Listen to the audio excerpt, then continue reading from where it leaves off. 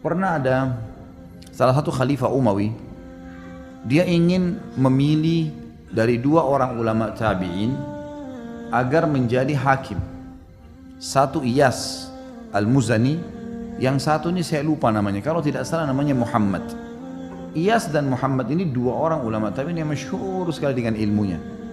Maka khalifah memanggil lalu mengatakan, salah satu dari kalian harus menjadi hakim di Baghdad, di Irak. Gak bisa enggak. Maka dua-duanya ini saling mendukung saudaranya. Si Muhammad bilang, ya Amir Mu'minin, dukunglah Iyas, karena Iyas ini lebih cerdas daripada saya, lebih tahu hukum, lebih faham dia. Maka kata Iyas tahu nih, dia akan ditunjuk menjadi hakim. Lihat bagaimana para ulama-ulama kita menolak jabatan ini karena takut terjerumus dalam dosa nantinya. Maka Iyas mengatakan, ya Amir Mu'minin, kalau anda mau mengetahui siapa di antara saya dan Muhammad ini yang lebih alim, jangan tanya dia, jangan tanya saya, karena pasti kami saling menuduh nih, mengatakan ini lebih pintar dan lebih pintar. Tapi anda tahu, di Irak ini ada ulama-ulama besar yang bisa jadi rujukan seperti Hasan Basri, Sa'id ibn Musayyab, ada beberapa ulama. Tanya kepada mereka tentang siapa saya, siapa si Muhammad. Rupanya si Iyas ini tidak terlalu dekat dengan Hasan Basri dan tidak juga dekat dengan si Sa'id ibn Musayyab. Yang dekat justru si Muhammad nih. Muhammad ini dalam kisah ini dikatakan tahu kalau si Iyas mau jurumuskan dia, mau jadikan dia sebagai hakim. Dia bilang, ya Amir Mu'minin, enggak usah tanya orang-orang itu. Terus kata Amir Mu'minin, terus gimana caranya? Dia bilang, demi Allah, Iyas lebih pintar dari saya. Kata si Muhammad, karena dia enggak mau jadi hakim. Padahal hakim waktu itu teman-teman sekalian, gajinya lebih tinggi daripada khalifah. Dia bisa menghakimi khalifah bahkan, bukan cuma manusia biasa. Dia diberikan fasilitas tempat tinggal, diberikan kereta kencana, mobil mewah kalau kita sekarang. Enak jabatannya. Orang kalau sekarang memperebutkan itu. Tapi ini dua orang ini nolak, tahu ini bahaya nih. Ini bisa neraka depannya, salah hukum, masalah. Maka kata si Muhammad, ya Amir Mu'minin, tidak usah tanya Hasan Basri, tanya Sa'id bin Musayyib. Demi Allah, saya bersumpah dengan Allah, Iyas lebih pintar dari saya. Pilih dia saja. Ya Amir Mu'minin, kalau seandainya anda percaya sama sumpah saya sebagai muslim, maka anda tidak boleh nolak, harus dia jadikan sebagai hakim.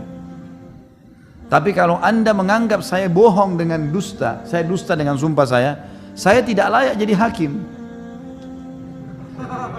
Paham? Oke lah. Si Muhammad bilang begitu tadi, ya Amir Mu'minin, demi Allah Iyas lebih pintar dari saya.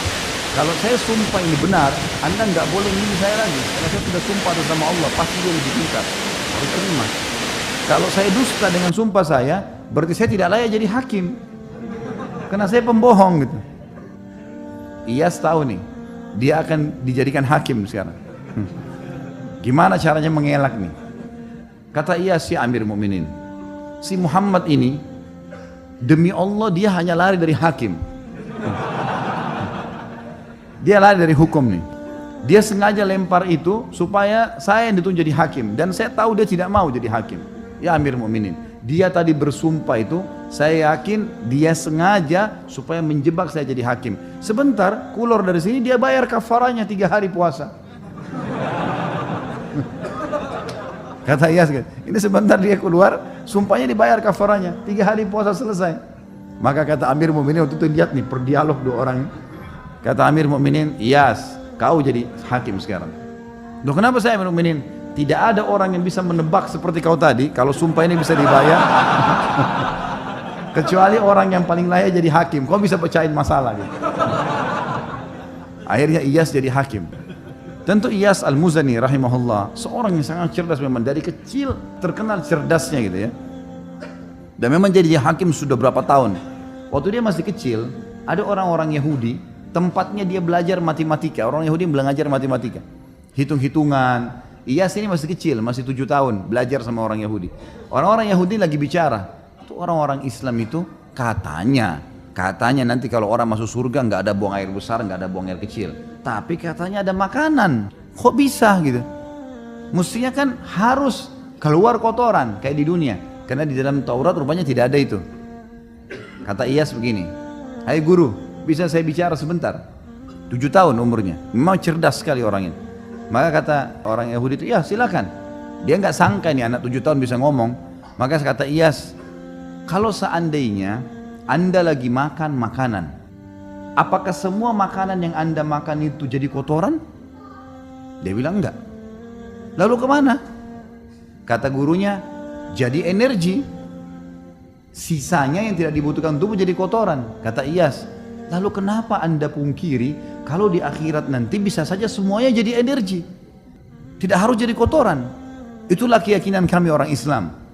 Balik ini orang Yahudi sama Yahudi mengatakan, ini semoga Allah matikan nih anak.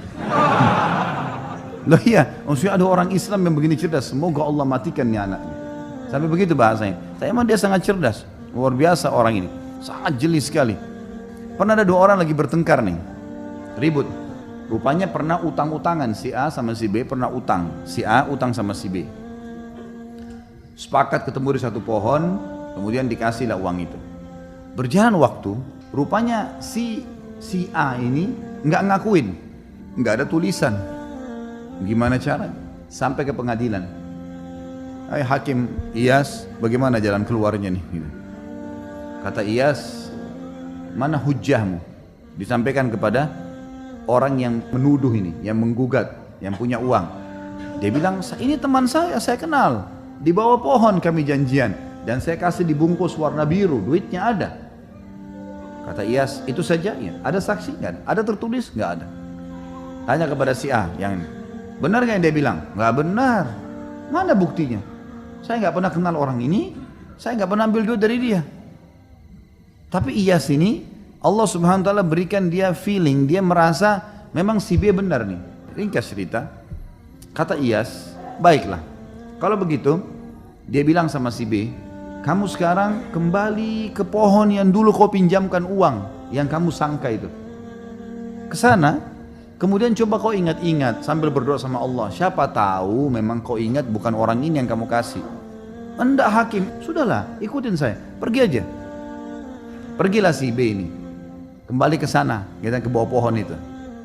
Lalu Iyas ini mengatakan, kamu tunggu aja di sini sampai dia balik ya. Lalu Iyas sengaja menyibukkan diri dengan kasus-kasus yang lain. Rupanya si A ini duduk di kursi sampai dia merasa aman. Ya rupanya si Iyas ini sibuk, si fulan dipecahin masalahnya gitu. Waktu Iyas dia sudah sangat nyaman duduk, Iyas tiba-tiba balik bertanya kepada orang itu mengatakan, hai fulan si A, temanmu sudah sampai belum di pohon sana? Dia bilang belum. yang tadi punya masalah ini, dia bilang belum. Kata Iyas, semoga Allah bunuh kau.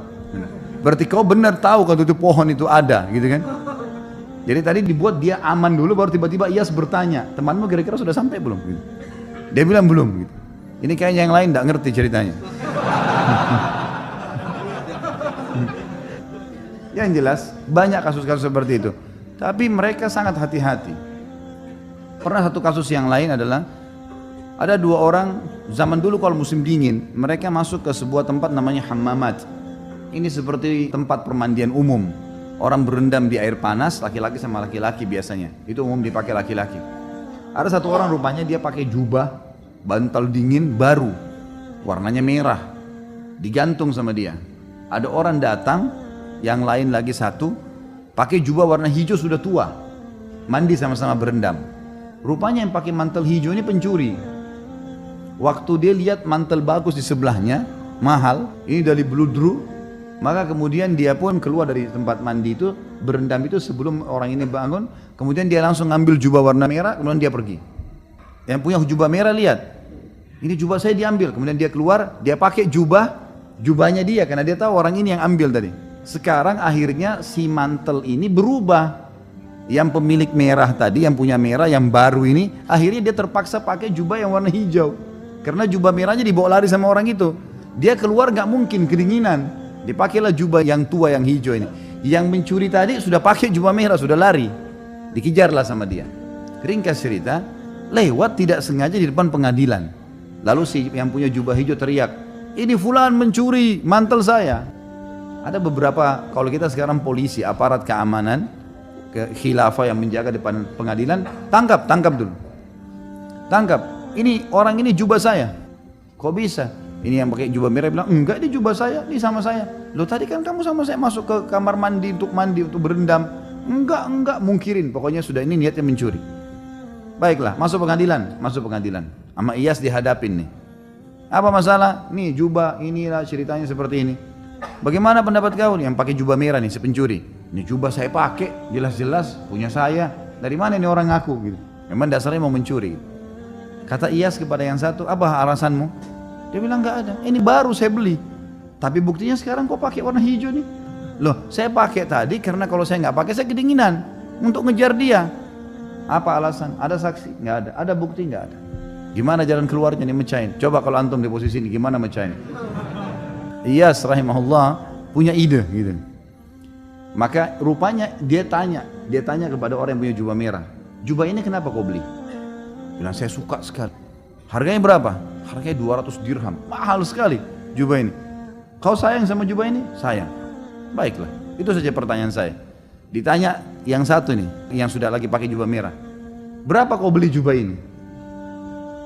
200 dirham. Ikutin situ. Karena dia tidak tahu harganya kan gitu. Kau sayang jubah ini? Sayang jubah. Baiklah kalau gitu. Sekarang untuk membuktikan, saya akan ambil sebuah alat. Diambil seperti alat tapi dari besi, itu untuk menghancurin benda biasanya. Bukan pedang juga, tapi ada seperti sisir kalau kita sekarang, tapi tajam-tajam gitu ya. Lalu kata Iyas, panggil salah satu petugas di pengadilan, ambil tuh jubah merah, keluarin sekarang, taruh di depan saya. Ini jubah sekarang, saya akan hancur-hancurin. Karena kalian berebut, tidak tahu siapa yang punya, maka saya akan hancurin nih. Diambillah sama dia sisir tersebut tadi yang tajam ini, kalau ditarik ini sobek semua nih. Tiba-tiba yang punya jubah, yang memang punya jubah yang tadi yang betul-betul beli itu, mengatakan sudah hakim, nggak usah, kasih aja dia deh, daripada hancur. Sementara yang satu ini bilang, ya udah silahkan, hancurin aja. Udah ketahuan belum? Sudah mulai cerdas malam ini. Ini betul jubahnya si B, kasih si B. Loh kok bisa si A nya mungkir? Nggak mungkin. Kalau kau punya kau nggak bakal mau hancurin. Seperti itulah. Dan cukup banyak kasus-kasus dalam pengadilan Islam yang unik sekali.